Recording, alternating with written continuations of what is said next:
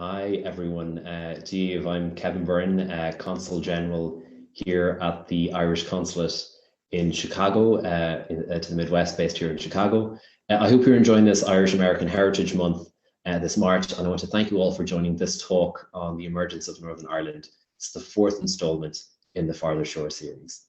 A Farther Shore is an initiative between the Embassy and the Irish Consulates in the US, the American Conference of Irish Studies, ACIS, and Centres of Excellence in Irish Studies right across the States.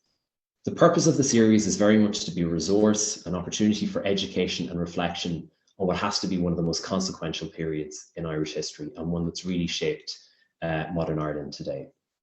Today's event is presented by the University of Notre Dame's Clingen Family Centre for the Study of Modern Ireland, which is part of the Keough-Naughton Institute for Irish Studies and ACIS Midwest. I want to thank them for their work putting this event together and for being such strong partners and friends to the consulate. I'd also like to draw your attention to the ACIS Midwest Conference, which is taking place in October of this year. More details of that are available on the ACIS Midwest Facebook page and on Twitter. If you Google ACIS Midwest, they'll pop up. In terms of housekeeping, just a few pieces to note. This event is being recorded, so you can watch back or share with your friends after the fact. All of our talks in the series have been recorded and are available on the Irish Embassy website. Please do ask questions. We've got a question box down at the bottom of your Zoom screen.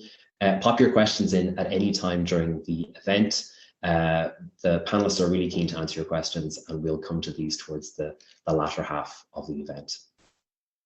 We have an engaging and expert panel of speakers who will bring you through the seminal period of Irish history, and it's my pleasure to introduce the first of these, Ambassador Dan Mulhall, Ireland's ambassador to the US. The ambassador took up his role here in the United States in August 2017. A Waterford man, he did his postgraduate and undergraduate studies in University College Cork, where he specialised in modern Irish history. He has an over 40-year career in the Foreign Service, and he served in such diverse places as New Delhi, Vienna, Brussels, the European Union, and Edinburgh. He was also Ireland's ambassador to Malaysia and to Germany. Prior to his posting in DC, he was Ireland's ambassador in London from 2013 to 2017, obviously a hugely consequential period for modern British history during that time. And he was also part of the Irish government's delegation at the time of the Good Friday Agreement in 1998. Ambassador Mulhall maintains a keen interest in Irish history and literature and is the author of a number of books on Irish history. I'll now hand over to the ambassador, please. Thank you, Kevin. Thank you to the consulate. Thank you for the American Committee for Irish Studies, and thank you in particular to the University of Notre Dame, a place I always enjoy visiting, and hope I can get back there again sooner rather than later.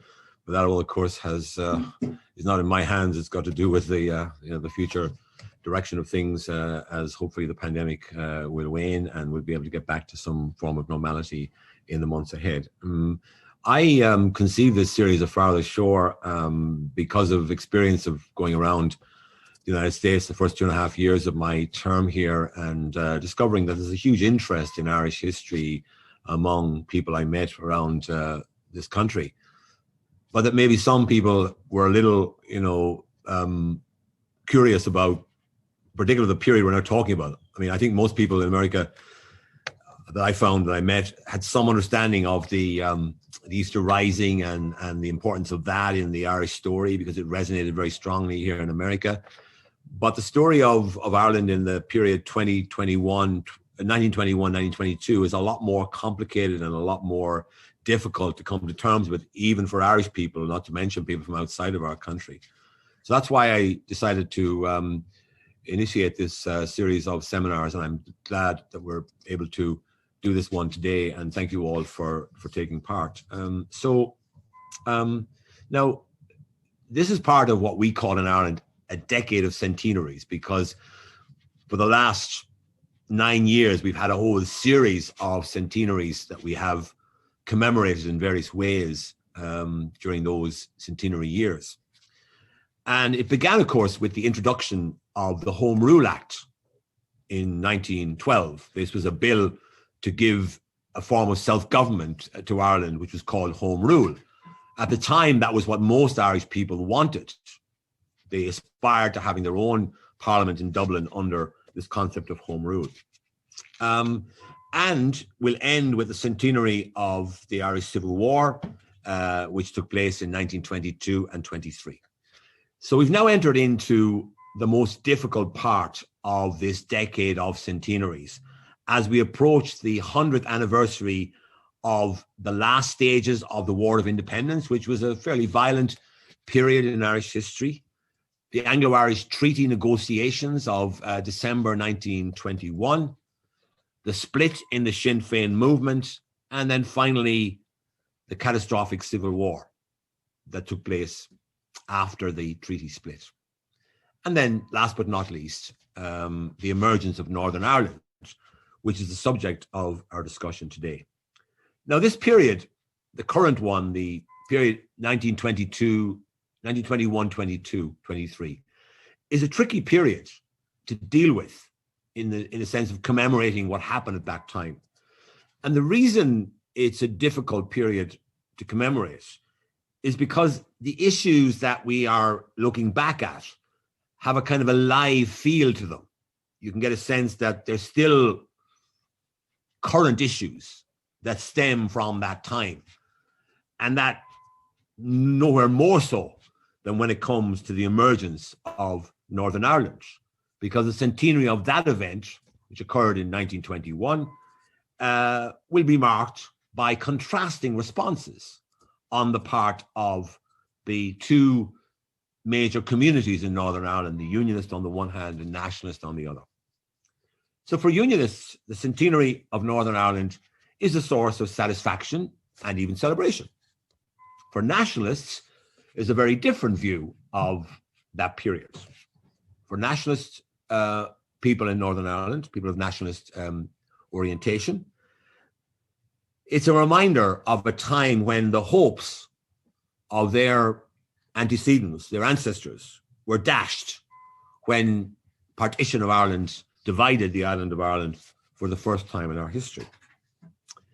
And it also, of course, the centenary of Northern Ireland prompts a reflection on the history of Northern Ireland, which is now nearly a century old this year, a place that remains fraught with various political tensions to this very day. So we're dealing with the emergence of an entity which continues to exist, which has undergone, obviously, changes over the last 100 years, but where the issues that arose 100 years ago in one form or other are still part of the agenda in today's Northern Ireland. The tensions between nationalist aspirations and unionist ones and so forth. So let's look briefly at the emergence of Northern Ireland and the background to it. It includes, of course, you can trace it back to the controversy surrounding the first Home Rule Bill in 1886, which split the Liberal Party in Britain and also provoked a degree of resistance in Northern Ireland, which in Ulster at the time, which gave birth to the tradition of Ulster Unionism and began the eclipse of Southern Unionism, because after all, the Unionist point of view in Ireland in the period before the late 19th century was represented largely by the large landowners who were in what we now, would call Ireland or the Republic of Ireland. They were the mainstays of the Unionist tradition. But in the period that we're talking about now, Ulster Unionism becomes the main focal point for Unionist resistance to what was happening in the rest of Ireland. And the tradition of Southern Unionism was eclipsed really by the partition of Ireland, and Southern Unionists became part of the fabric of modern Ireland, and that was a process that took a bit of time to work itself out as well. So the struggles surrounding the Home Rule Bill, which was brought in 1912 at the beginning of our decade of centenaries, were more existential than the ones that had arisen in the 1880s, because at that time, 1912, 13, 14, it looked as if Home Rule could actually be delivered. In the earlier period, of course, the House of Lords was a major barrier to Home Rule, but by 1912, 13, 14, the House of Lords boycott had been removed by the Liberal government, and therefore Home Rule looked likely to become a reality. And therefore, and of course, the question then, it also energized the prospect that Home Rule would actually become a reality in 1914, energized Ulster Unionism with the creation of the Ulster Volunteers, which in one way of looking at Irish history, you could say that the formation of the Irish Volunteers started the process which led on to the Easter Rising and to the independence of Ireland in 1922. So an ironic sort of twist. And the other irony, of course, is that Ulster, the part of Ireland that had fought most strongly against Home Rule, was the only part of Ireland ever to achieve Home Rule. So you have these multiple ironies here in that period of history. So Ireland came close to achieving Home Rule in 1914, but when the war broke out, that Home Rule arrangement was deferred until the end of the war. And the question really remains is, had Home Rule been delivered in 1914, what would its dimensions have been? How would the Home Rule cause have fared had the First World War not broken out in 1914, had the First World War been deferred until 1915 or 16, which could easily have happened? What would have been the impact of a delayed arrival of the First World War on the Home Rule situation in Ireland? Would the whole of Ireland have managed to become governed by Home Rule or not? Would Asquith's Liberal government, with Lloyd George and Winston Churchill as part of that government, would they have been able to deliver Home Rule in the second half of 1914 had the war not broken out? That government, after all, was not exactly a set of shrinking violets. Look at how they had put the House of Lords in its place and passed the People's Budget and introduced some very radical measures of social reform. So they were not a government to be trifled with. The question is, would they have been able, had the First World War not come around, to change the whole situation? Would they have been able to deliver Home Rule to the whole island of Ireland, or would some form of division have been a fact of life, regardless of whether we opted for Home Rule or, as we ultimately did, for independence? In other words, having sorted out the House of Lords, would that Liberal government, was Ireland a different proposition? You know, were they less brave, less bold when it came to implementing Home Rule than they were in relation to their other goals that they had pursued in the previous 8 years of their tenure as the government of Britain? So, in a sense, Ireland was a victim of what one historian called the strange death of liberal England, in that whatever chance there was of Home Rule being delivered in its original dimensions for the whole island of Ireland by the Liberal government led by Asquith before the war, by 1919, the government headed by Lloyd George was dominated by conservative figures that felt a deep sense of solidarity with Ulster Unionism. It is clear that the decision to give Northern Ireland its own parliament did not resolve the issue of conflicting identities on the island of Ireland. What it did was it concentrated those conflicting identities and their struggle within the boundaries largely of the devolved entity called Northern Ireland. I'm not going to go into giving a kind of an analysis of the Northern Ireland system that was inaugurated in 1921. There's not time for that. In any case, I don't think I'm the person to give that analysis. Maybe some other members of the panel may be able to do it. But what I think is very clear is that the pent-up frustrations of Northern Ireland's nationalist minority found expression in the civil rights movement of the 1960s, which drew inspiration in many ways from what was happening in America here at the same time. And tragically, it took a generation of conflict and the loss of 3,500 lives for a new equilibrium to be found in Northern Ireland, as expressed in the Good Friday Agreement. We now, of course, in recent years have had the impact of Brexit, which has thrown another rock into the already troubled pool that is Northern Ireland. In other words, there's already a lot of things needing to be resolved there, and Brexit becomes an additional complication. The response of the Irish government to this ending of the decade of centenaries, which we're now looking towards, and the advent of the changes brought about by Brexit, has been, first of all, to insist that there can be no border on the island of Ireland, and secured the support of the European Union for that. And that is now the outcome in accordance with the withdrawal agreement signed between the UK and the EU at the end of last year. And also to develop the concept of a shared island, which is our present government's policy with regard to Northern Ireland. And that means trying to build up a dialogue and some links between North and South in Ireland that will conjure up a vision of how the two parts of Ireland and the various traditions on our island can share the island now and into the future. And of course, there's also the provisions of the Good Friday Agreement, which provide for, at some point, the option of having a referendum on the constitutional future of Northern Ireland. But in conclusion, I would say that Northern Ireland peace process, is an unfinished project. It's a work in progress, in that the peace we have enjoyed for a generation now, and I celebrate that hugely because it saved so many lives. You imagine what would have happened in the last 30 years had we not managed to secure the Good Friday Agreement in 1998. But it has not been accompanied by reconciliation or the breaking down of barriers in the way that I would have hoped would have happened when I was present on Good Friday in 1998 to see the conclusion of the Good Friday Agreement and the negotiations that preceded it. So I just finished with a phrase which our President Higgins, has used recently at a series of events that he's organizing called Mocniv, or reflection on that period. And he talks about a hospitality of narratives. He talks about the fact that we have different views of the past. That's just part and parcel of being human. We look at things differently. But what we need is what he calls a willingness to look at the other person's and the other people's narratives, and not to sort of to accept them or to embrace them, but rather at least to respect the fact that they're there. And that, I think, is what is motivating our government's approach towards the coming events concerning the centenary of Northern Ireland.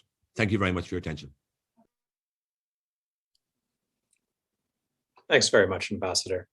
It's a real great pleasure to welcome everybody here. My name is Colin Barr. I am a senior lecturer in history at the University of Aberdeen in Scotland. Although I'm not in Scotland at present, I am also the inaugural visiting faculty fellow at the Clingen Family Centre for the Study of Modern Ireland here at the University of Notre Dame. And I'm joining you from not very sunny South Bend, as it presently is. It's my very welcome task to introduce our panelists today, following on from the ambassador's remarks. First, joining us is Dr. Neave Gallagher, who is a lecturer at the Faculty of History in Modern British and Irish History at the University of Cambridge, where she's also a fellow of St. Catherine's College.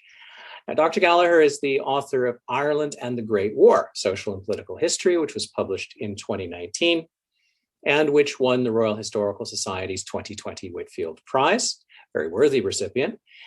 She's currently co-editing The Political Thought of the Irish Revolution with Professor Richard Burke. And her next major research project, because she clearly does not have enough to do with these projects, will be on history of Ireland and slavery from the 18th century to the present. Dr. Gallagher is currently a member of the Independent Historical Advisory Panel for Northern Ireland and leads the Mether Initiative at St. Catherine's College, which offers a physical and virtual non-partisan space where future leaders, academics, and policymakers can connect and learn from the history of Britain and Ireland in all their varieties. Now, joining us is also two colleagues from Notre Dame. First, Dr. Briona Dhairmada, who is the Thomas J. and Kathleen M. O'Donnell Professor of Irish Studies, as well as being concurrent Professor of Film, Television, and Theatre.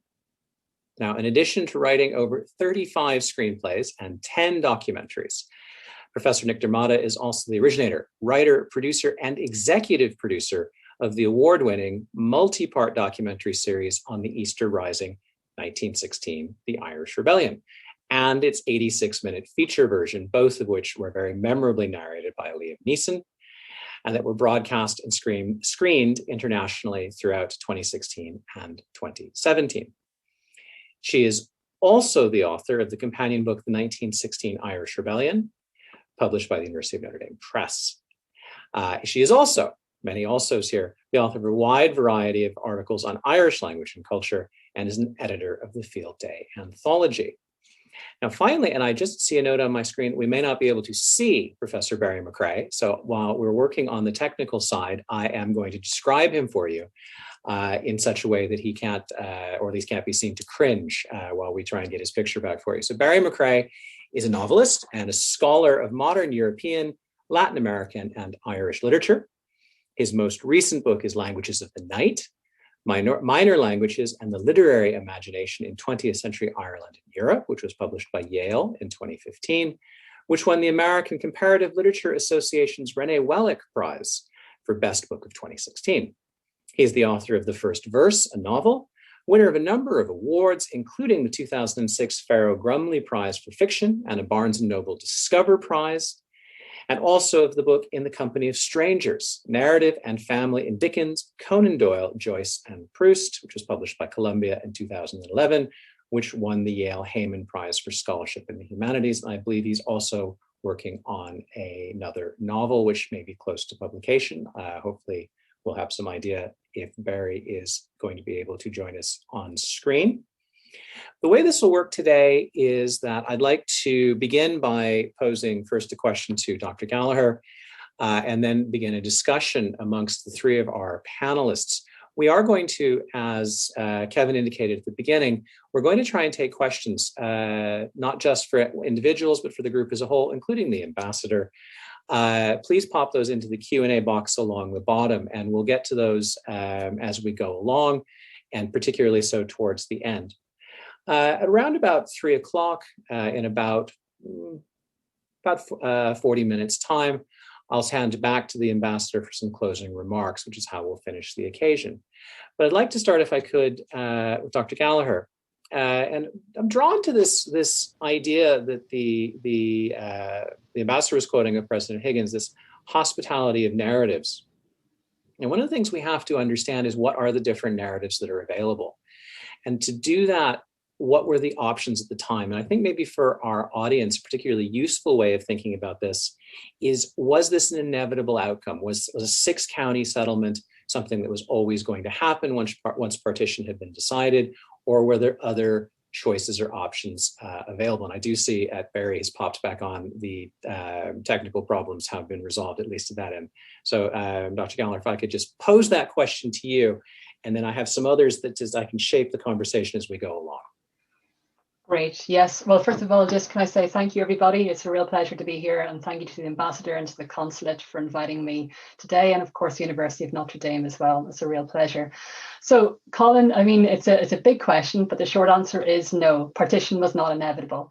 Though, of course, many people think it might be, and several writers and historians of Ireland have tried to locate the origins of partition further and further and further back in history. And I'm currently reviewing a book that seems to place it with the Norman invasion, actually, in the 1100s. So really, not really would be the answer to that. So to give you a more up-to-date, more recent view of how partition came about, the ambassador very eloquently spoke about the Home Rule crisis. Home Rule being a measure of self-government for Ireland, which Irish nationalists had been pursuing that idea since really the 1880s under predominantly the leadership of Charles Stewart Parnell. 3 Home Rule bills were put forward in Parliament in 1886, 1893, then again in 1912. And it looked very likely that that bill was going to pass because, as the ambassador pointed out, a particular act had been brought in the previous year, the Parliament Act of 1911, which basically removed the power of veto that the House of Lords had over bills that were passing through Parliament. So until that point, the House of Lords could veto, i.e. reject, any bill that was passing from the House of Commons. Probably worth reminding the system in Westminster is the House of Commons, House of Lords. Bills pass through the Commons, then make it into the Lords. And if a bill passes the Commons 3 times, then it goes straight to the Lords. The Lords used to veto bills that it didn't like, but the Parliament Act of 1911 stopped that ability. And it meant that the most that the House of Lords could do at that point onwards was delay the bill up to a maximum of 2 years. So Home Rule had been tried and tested in 1886, 1893, 1912 was put forward again, but this time it looks like it'll come into operation. So when does partition come onto the cards is really the question you're asking at this point. Well, partition wasn't an inevitability at any stage between 1912 through to 1920, whenever the Government of Act comes into operation. It was one of several ideas that were still in contention about how to deal with not only the Irish nationalist problem, as it was seen, but also a whole range of other interesting problems that were being considered across the United Kingdom and the British Empire, of which the UK was a part. So several solutions were put forward. You had groups of people who called themselves part of an imperial federation, and they desired to see some sort of federal system, not a million miles away from what's there in the United States, some sort of federal system across the United Kingdom and across the empire. Others felt that such a federal system would only be applicable to the UK as a whole. Let's leave the empire as a separate entity, but there should be a sort of particular regional administrative authorities for Scotland, parts of England, Wales, and of course Ireland as well. And all of that would dilute the nationalist issue. Now, when these schemes became less prominent, and as the First World War and sort of its machinations became much more difficult, with the Easter Rising and raising the question of Irish self-government again, the question really came to be about what to do about Ulster, which itself is very not defined at that point in time.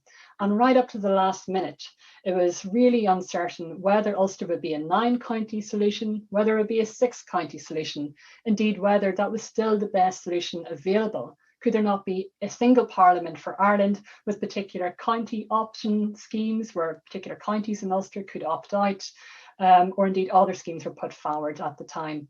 So the short answer is no, partition was not inevitable. There are a whole range of different schemes right up until really the final hour. So I'll stop talking now, Colin, thanks. Oh, that's absolutely fantastic, Niamh. I think what I might do is, again, just picking up on with that very, very helpful setting of the framework, I want to pick up again, if I can turn to you one last time before I move to our other guests.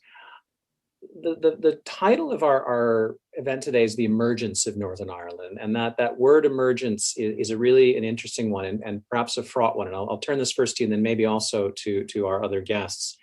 How do you see, as an historian who's very interested in questions of identity and questions of looking at different ways of being Irish and understanding Irishness during that First World War and immediate post-war period, particularly roads that aren't necessarily taken or have been a bit obscured in the history that has been written afterwards?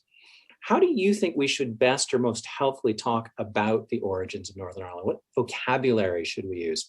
Is emergence the best choice? Why do we find this, do you think, so difficult, both as historians, but also in a wider public sense, to talk about how this entity comes about that we're now marking 100 years since it did so? Yeah, great, Colin. Thanks for that. So when I saw the word emergence, I did pause and think, why the word emergence? But as I've come to think more about it, I actually think it's an incredibly useful term to talk about Northern Ireland, because there are such a wide range of views, a hospitality of narratives, as President Higgins would say, in talking about the creation of the state, the foundation of the state, the formation of the state. You'll see I'll use many words to describe it now, and I'll say a bit more about these. So various groups will have different views on Northern Ireland. For Unionists, of course, the state has been created firmly so by the sovereign authority, which is Westminster, the British Parliament. They created Northern Ireland. It absolutely is set in stone. For them, it's not only the British connection, but it is, of course, almost a historic victory for citizenship, broadly conceived. And this is part of the opposition that Unionists had to Home Rule right from the 1880s, which involved lots of different elements, from shared Protestantism to the idea of empire, to economic access, to ideas of race, to ideas of whiteness, something we're very familiar in talking about much more today, the idea of race since the murder of George Floyd. So these are all part and parcel of thinking at the time, contemporary thinking about ideas of citizenship, that many Unionists were, of course, depending on who you were talking about, they had different angles and views on which one of those factors was more important. But broadly termed, for them, the emergence of Northern Ireland was not the emergence, it was the creation of a state firmly done by the sovereign authority that was Westminster. Now, for Northern nationalists at the time, there was no such thing as emergence of Northern Ireland. And that's because the island of Ireland at that time was undergoing the War of Independence, something I'm sure many of our listeners are very familiar with.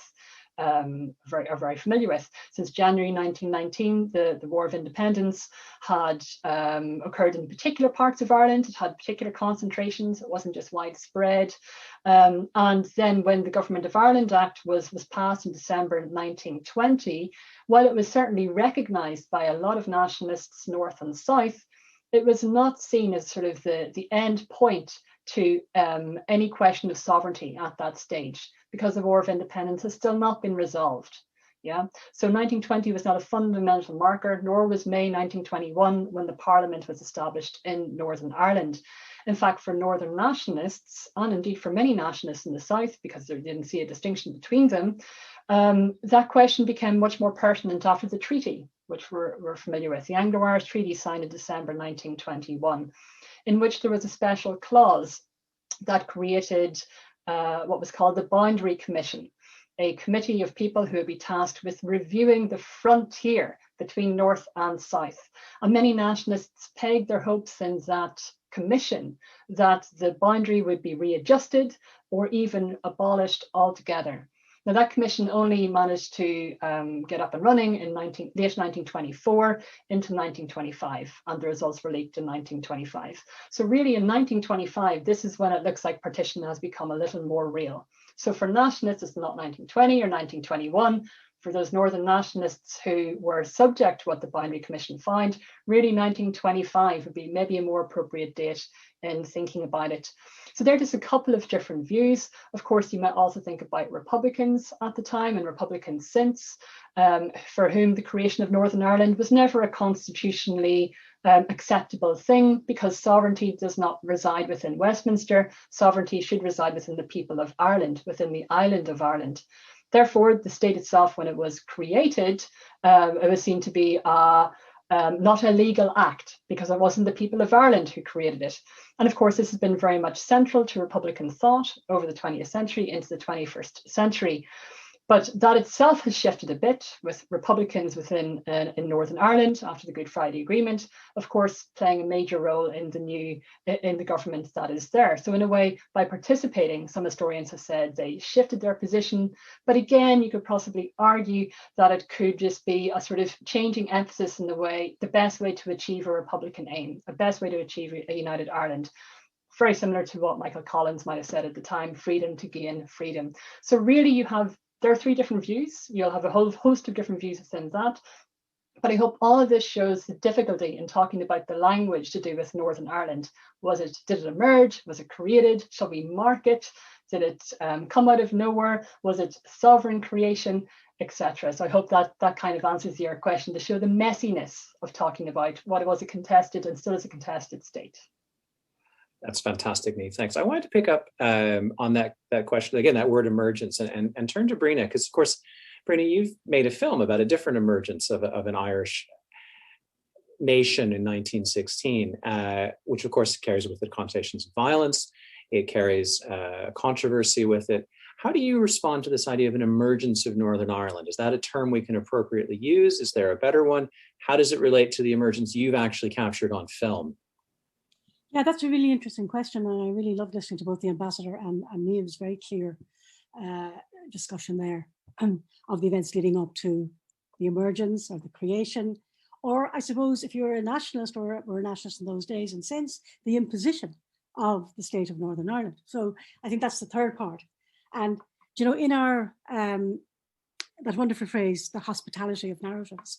I think sometimes we're not as hospitable to a narrative that would be kind of an old-fashioned, straight-up narrative of Northern Ireland as a sectarian state that, let's face it, the reason we had 6 counties, not 9 counties, was based on religious demography.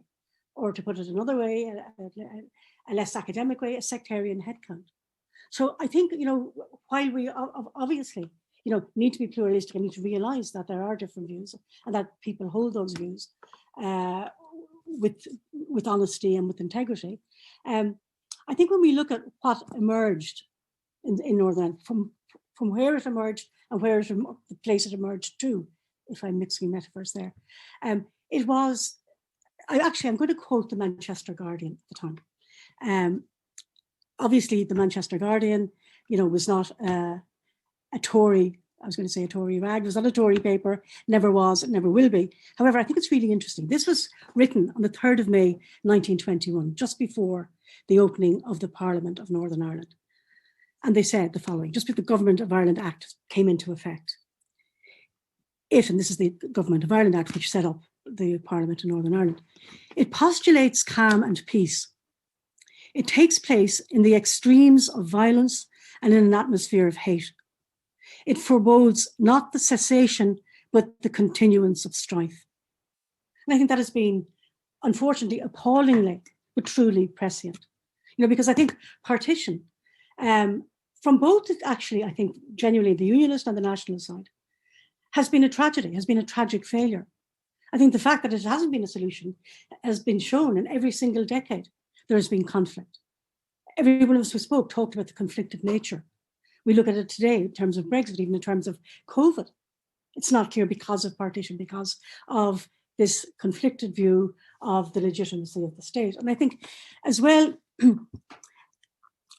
I think in order to understand maybe where the later conflict came from, that sense of alienation of Northern nationalists, the fact that Northern nationalists felt betrayed by initially the Free State and then thereafter the Republic of Ireland, felt left to the tender mercies of Craig and people like him, which then became obviously Stormont after 1932. I think that sense definitely did not help achieve a generous spirit, among nationalists. I think things have moved on. I think the Good Friday Agreement has been amazing. I think there has been a generosity of spirit. Not on all sides, unfortunately. I think we need that. But I wonder, to achieve that generosity of spirit and standing in someone else's shoes, we have to acknowledge that sometimes some people had no shoes in which to stand, if you know what I mean. I think we really have to acknowledge the truth of what happened, because we have views and we have opinions, but there are also facts. Now, if you look at what happened in the opening years of Northern Ireland, the state was founded in violence and on violence. It was repressive. It was very much sectarian. But also, of course, the fact that we have a Protestant parliament for a Protestant people, or a Protestant state for Protestant people, did also, of course, that was positive, the fact that there was a Catholic state for a Catholic people south of the border. I think it did no favours to either side of the island, to either part of the island, to the south or indeed to the north. And I think we do have to get beyond that, but I don't think we get beyond it, basically. I suppose my point here is a bit laboured, but my point is that we cannot ignore the veracity of the birth pangs of Northern Ireland. And there were birth pangs that were exceptionally painful and exceptionally bloody. Thanks, Briona. I think that's important to remember that this is a process that does involve a lot of violence on both sides, and the trauma that's associated with that to memory and to contemporary culture. I want to pick up on this concept of narrative, and I want to turn to Barry if I could. And narrative tempts me to appeal to your novelist hat, at least in part. But also, again, this idea of emergence. And what is the impact on narrative, not necessarily in fiction or in writing, but on a people of having the partition of this kind, these conflicting narratives? How does that shape, for example, the idea of a Southerner, something that doesn't really exist prior to this, or not in the same way? And conversely, of course, there's an invention of a Northerner, both in the Southern imagination, but also in the imagination of people in the North. We are Unionist, we are Protestant, we are Northern. How do you see this process born of different narratives of violence and continuing in violence, as Briona has just said, impacting how we think about the phenomenon of Northern Ireland, the emergence of Northern Ireland, using this frame of President Higgins of a hospitality of narratives? It's a very good question, Colin. I suppose one of the things that Niamh really brought out there is the semantic confusion about this place. What do we call it? Is it Northern Ireland? Is it the North? Is it the 6 counties? Is it the North of Ireland?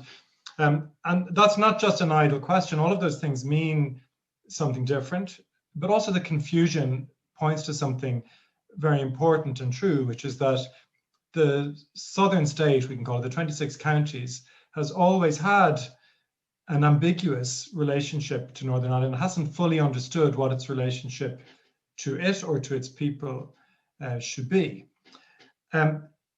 If you think, I mean, in historical terms, every time there has been a conflict between the southern state looking after its own stability and especially managing to keep its distance to the United Kingdom, the conflict between that on the one hand and the north on the other, the southern state has always chosen its own stability and its own distance from the UK. So we can say, first of all, the Anglo-Irish Treaty, the Boundary Commission, neutrality in the Second World War, and there De Valera was very clear in his response to Churchill about Ireland's neutrality that it was to do with the fragile nature of this 26 county state of the Republic of Ireland and how it needed to protect itself.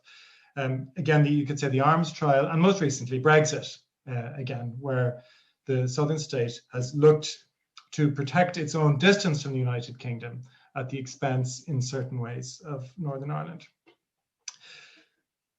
So what are the, I suppose, the kind of given truths in the Southern, what have they been in the Southern imagination about the North? I think the figure of the Northerner has been, I say this not judging it either way, I'm not saying this is a good thing or a bad thing, but I'm simply trying to describe what I see as the psychology of the South.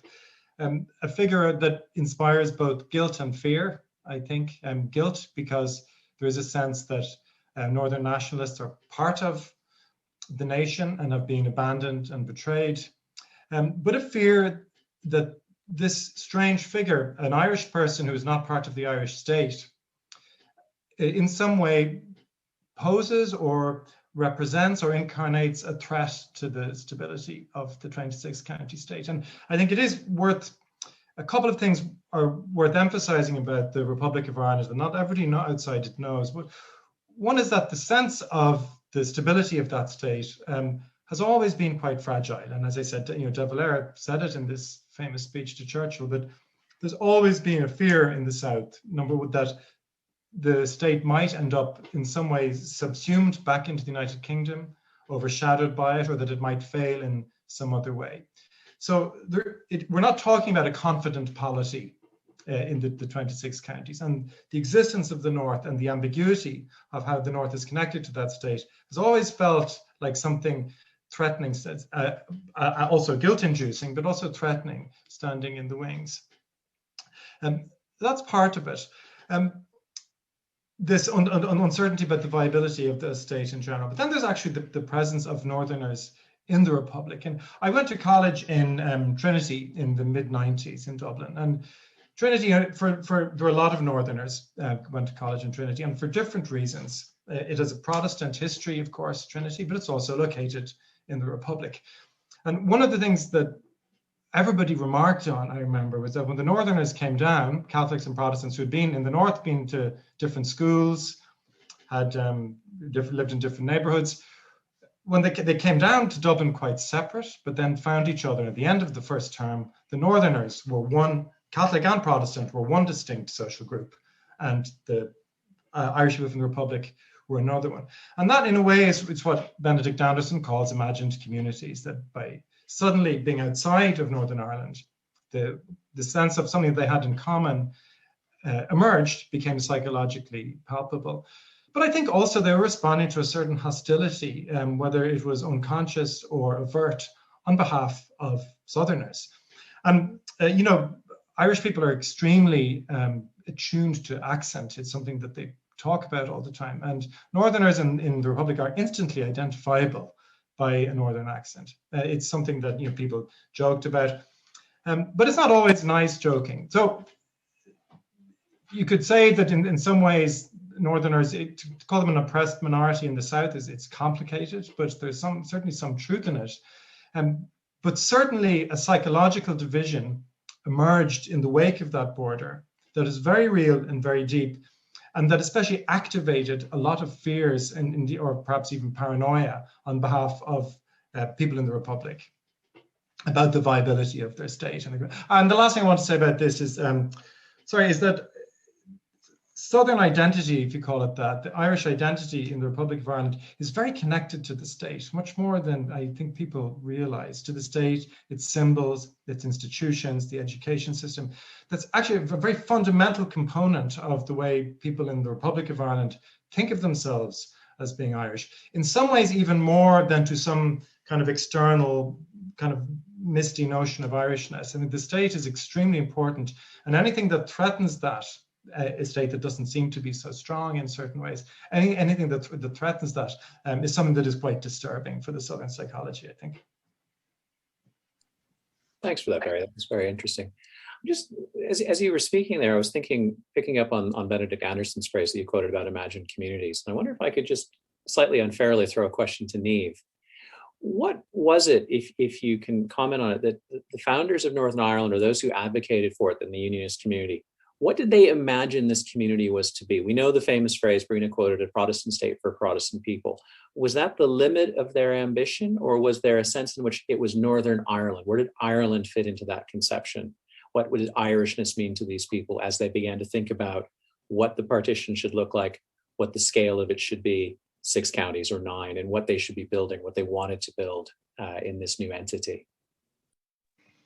Thanks, Colin. I'll have to do a bit of creative speculation here, but first of all, about Irishness, that's less based on speculation, thankfully. You'd be glad to know. So it's commonly assumed and mistakenly presumed that Ulster Unionists did not have an Irish identity.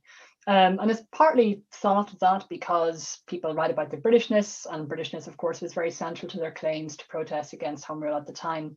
But it's interesting, in my own work in the First World War, for example, Irishness is not seen as a sort of a dirty word or word distinctly associated with Catholics. So, of course, it became much more linked in the 1890s with the Cultural Revival. Still, Protestants could exchange Irish, Ulster, British, all in kind of similar ways. And just as Barry is really, beautifully highlighted, those rhetorical dimensions could change depending on who they were speaking to, who they were engaged with. So, for example, Ulster Unionists in the First World War, when fighting alongside English soldiers, were quite clear that they were Irish. They were not English. Of course, they were from Ulster. They were Ulstermen, but they were also Irish as well. So those designations changed depending on where one was. That we frequently talk about the British dimension. Now, when Ulster Unionists began to cast off or lose their Irish identity, it hasn't really been explored. At some point, perhaps in the interwar period, it became more of an obvious thing to do that, particularly as the new state was being built in the south, and was, I suppose, more actively looked like it was tying Irishness to the church and to various other dimensions of how the new state began to roll out its apparatus. So that probably has something to do with it, but it hasn't really been looked at. And the other part of your question, Colin, was what did Ulster Unionists envisage in that new entity? Yeah, and I think the short answer is that they really haven't gotten that far in thinking about that. Yeah. Their modus operandi had been to protest against Home Rule. And as I think Colin, possibly the ambassador, said earlier on, of course, the irony of this is that Home Rule was given to Northern Ireland. Northern Ireland became the Home Rule Parliament. So not a huge amount of creative energy had gone on to thinking about what this Parliament could be like, because it had never been at the forefront of the rhetorical protest against Home Rule. So when granted the new Parliament, really then it was going from scratch, what to do about it. And I think one of the things you can say with some certainty is that part of what this new Parliament came about was defending a particular group of people within the United Kingdom. And that became much more concentrated about Ulster Unionists, that idea of a Protestant state for a Protestant people, which is sort of a slight misquote from what James Craig said, but is basically what he said at some point in the 1930s, but others had said this as well. And the idea of defending that state, both from the south and then from what was effectively an enemy within, the minority within that was dissatisfied with being there, in a way became its modus operandi. So defense of that border became important, and it became, part of the politics of many decades because of very frequent border raids by the IRA at the time in the 1920s, of course, big border campaign in the 1950s as well. So kind of a siege mentality is a very commonly rolled out term, preserving that state, defending it from the south, being wary of a sort of enemy group within, So again, there was some flexibility in Unionist thought when that was created. Even Craig, some others had said that, and especially Carson, that the Northern Irish Parliament had to be very careful to look after, in the kind of spirit of Britishness, people of other faiths, other creeds. Of course, didn't come to be a parliament like that. But Unionists who supported it in the end were talked about these sorts of things at the start. So that kind of answers your question. Became really a politics of preservation as opposed to a politics of anything else. I think that's a magnificent answer to an unexpected question in multiple parts. Thank you for that. We've got a question coming, which I think follows in a little bit to what you were saying and what some of the others have said around this whole question of what is Northern Ireland, how does it develop, what does it become? This entity has now survived for whatever its character at the beginning and how it changed over time now for 100 years. But what does the future of how does Northern Ireland have to be considered as discussions begin to arise about the future of a united Ireland, the possibility of a border poll in the not too distant future? Is there a sense in which the character of Northern Ireland, the content of Northern Ireland, the history of Northern Ireland, that has to be addressed and explored by historians and explored by other commentators as a way of even being able to have a discussion of how this would fit if there was a decision to move towards a united Ireland? I suppose that's a very open question. I'm just going to throw that, I think, perhaps to Briona, who by writing and representing things on film, how would we even begin to try and represent Northern Ireland in such a way that it could fit into a united Ireland, or in a way that would be peaceful and successful and consensual?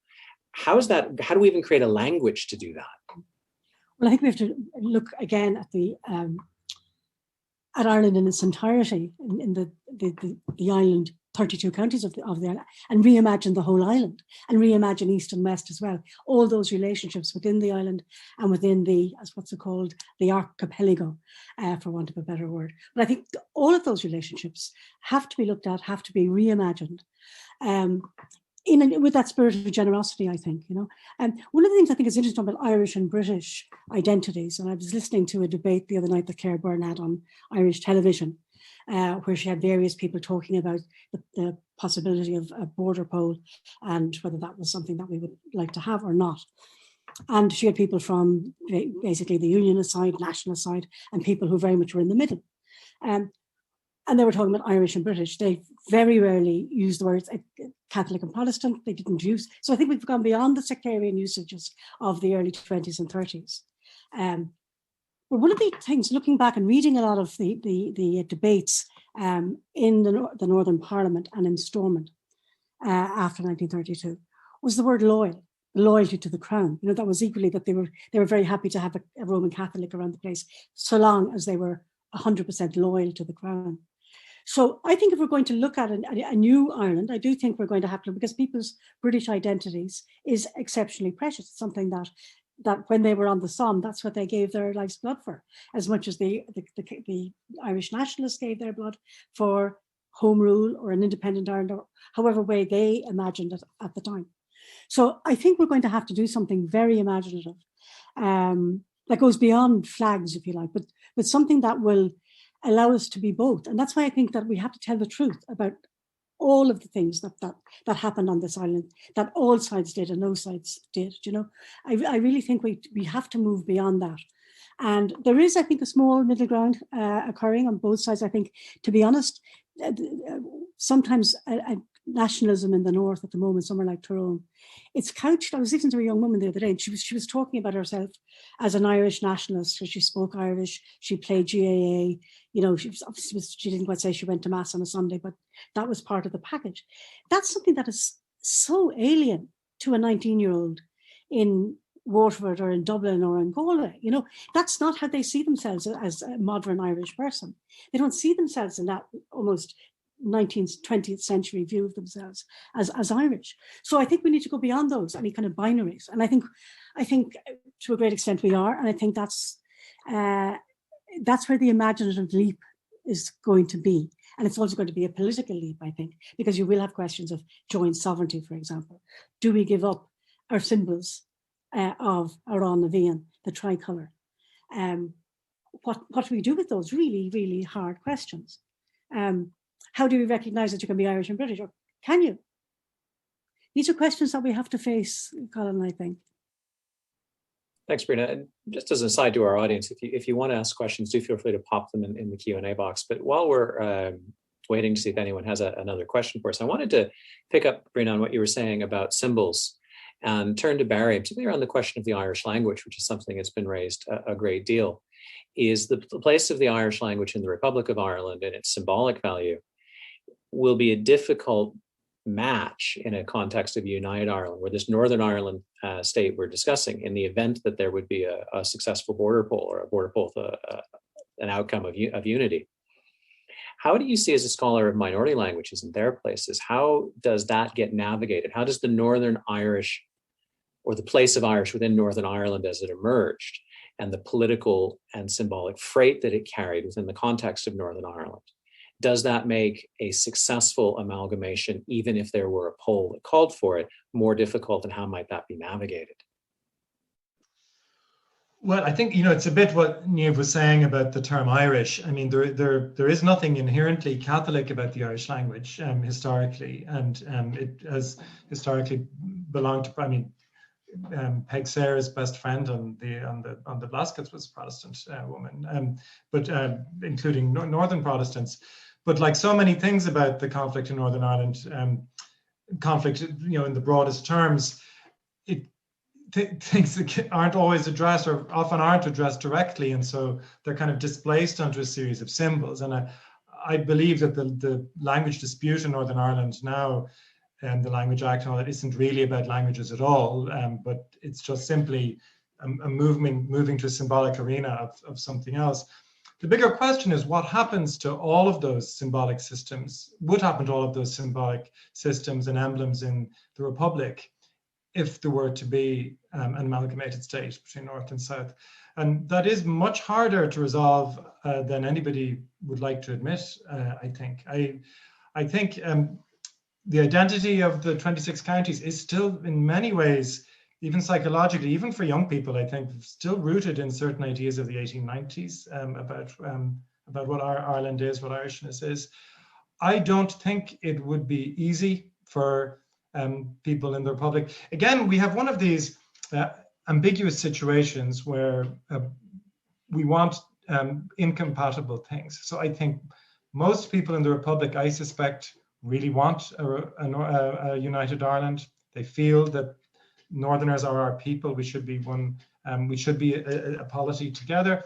At the same time, they don't want to give up any of these.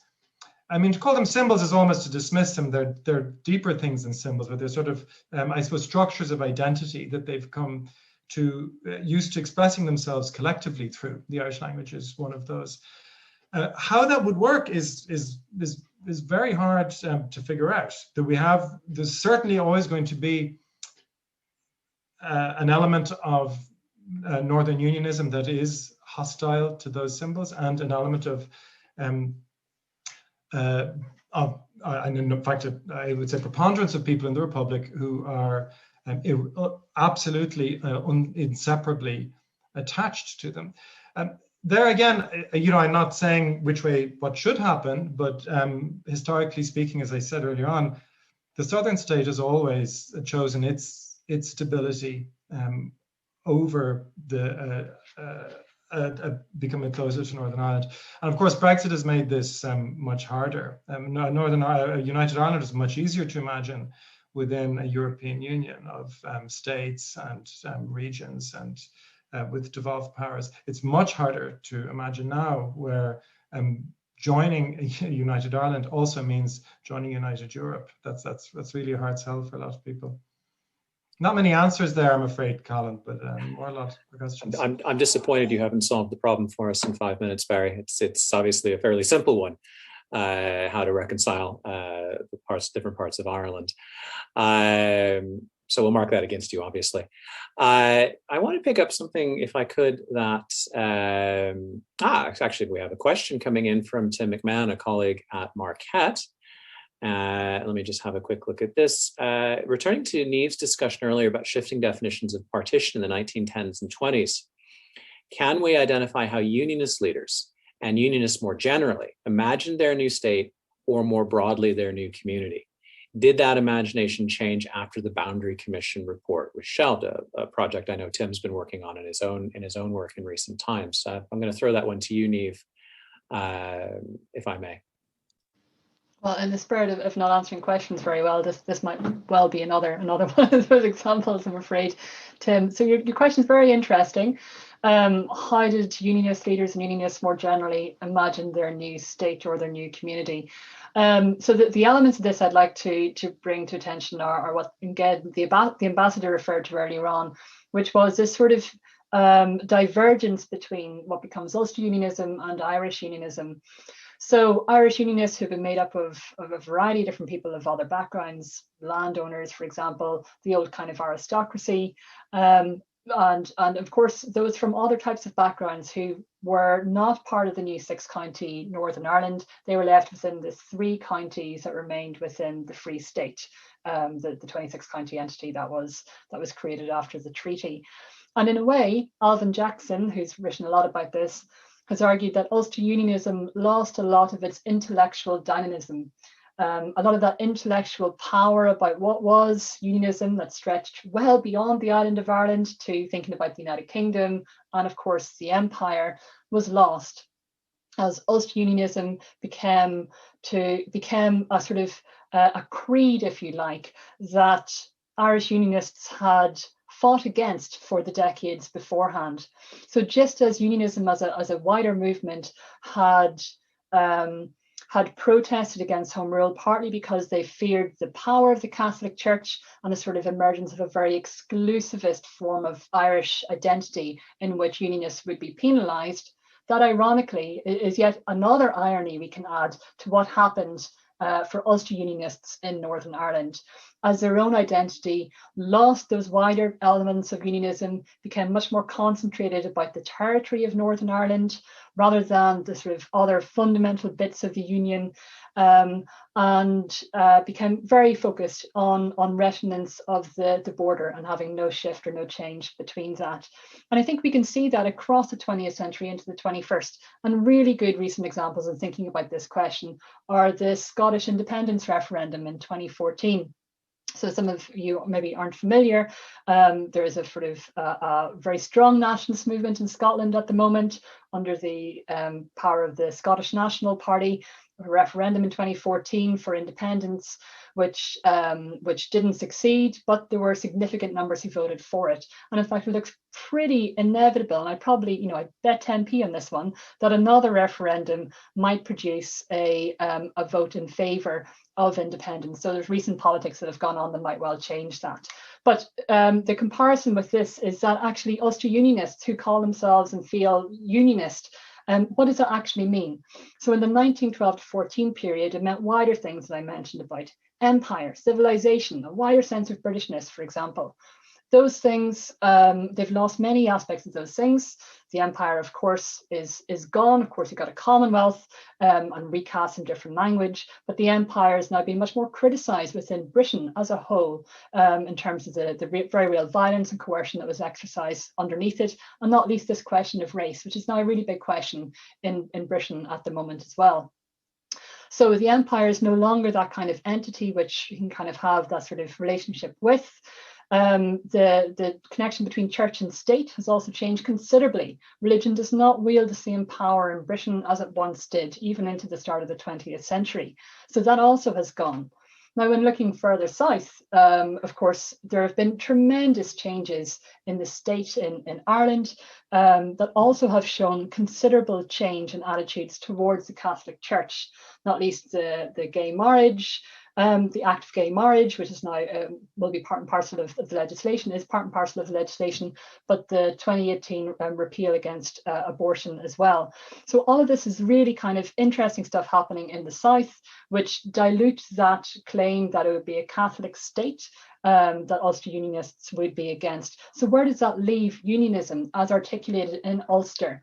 It's lost many of its core tenets, and I mentioned Scottish independence because it triggered very few debates in Ulster about Scotland leaving the Union, which, if that sort of historic idea of non-conformity, the Presbyterian connection with Scotland, had been a major part of unionism in Ulster today, it would have triggered much more debate and outrage, but it basically passed unnoticed.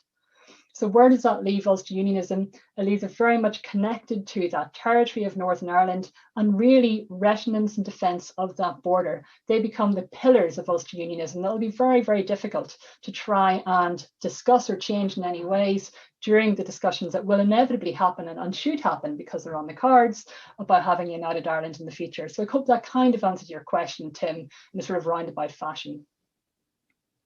Thanks, Niamh. We have lots and lots of other questions. Unfortunately, we are coming up towards the end of our time. So I apologize to those who have asked questions that we're not going to be able to get to. There's some great ones here about the place of other minority languages, changing demographics in Northern Ireland, the role of Vatican II in creating a possibility for more of a fusion between Catholics and Protestants. All great questions I wish we had time to explore. It's my task then to do two things here at the end. First, to thank our panelists very much for some really, really interesting comments and reflections, which I think have shaped a really useful discussion and some possibility for further reflections in future. And to turn over finally to the ambassador for his reflections on the discussion today, and to conclude our session. And thank you from Notre Dame on my part for joining us today. And we appreciate you very much, Ambassador. Thank you very much, Colin, and thank you to all the panelists. A fascinating discussion. I really learned a lot from the views that were expressed there, and it's certainly more food for thought for the next couple of years as we close in on the end of our decade of commemoration, but have to look to the future then about what the future will hold for Ireland, North and South. Just a couple of reflections that occurred to me during the course of this session. The first is that think about how fundamental that decision was in 1920-21 to divide the island of Ireland. Because remember, this is a once in history event, right? Because I think from as far back as you can trace, the island of Ireland was some kind of single entity, politically, certainly from the time of the Norman invasion, but even before then, there was clearly an emerging notion of a high kingship and a kind of a sort of a single polity. No doubt, had the Norman invasion been delayed by had it delayed beyond the 12th century, some kind of integrated kingdom would have emerged in Ireland in the way that it happened in Scotland and continued in Scotland for centuries until the Union of Crowns in the 17th century. So partition, or the emergence of Northern Ireland, was a really big deal because it was doing something that had never happened before. In other words, dividing a polity that had been a single unit for so long. The question that occurs to me is, what would success have looked like in 1914? Let's just do a little bit of virtual history. What if the First World War hadn't broken out until 1916 and somehow a solution had been found in 1914 to the problems of Irish Home Rule, the problem of Irish Home Rule? So for me, at least, success would have meant that somehow Home Rule would have been granted to the island of Ireland as a single unit, maybe some kind of special arrangements for Ulster, who knows, and that would have taken place within some kind of wider polity, maybe a federalized United Kingdom or, the Empire, and that Ireland would then have been able to evolve without, the conflicts that occurred in the period after 1916 or from 1916 onwards, that Ireland could have evolved maybe without those conflicts, and perhaps we would have gotten to a position eventually as things changed in the Empire and in the United Kingdom, and attitudes changed in Ireland, and people start to see, a shared future for themselves. Maybe we could have had an independent Ireland of some kind, emerging from the seed of Home Rule in 1914 for the island of Ireland as a whole. But that's the optimistic scenario. I think, sort of realists or most historians would probably say that probably wasn't possible. But the fascinating thing for me is, how is it that the Liberal government in 1906 to 1914 was able to transform Britain in many ways? And none of those issues that it tackled between 1906 and 1914 caused Britain to go to the brink of civil war. It was only Ireland, only the Irish issue that had that effect, that actually forced the two parties, the Liberals and the Conservatives, into almost moving to the verge of civil war, to the point where Asquith could express relief in 1914 that war had broken out, and it helped at least to shelve the Irish problem. That was how serious the Irish problem was for British politics in 1914. So, and then the final thing, second last thing I want to say is that clearly one of the problems in Northern Ireland between 1921 and the 1970s was that the British government basically washed its hands of Northern Ireland and essentially let it just do its own thing. And that turned out to be eventually contain the seeds of a 25-year conflict. The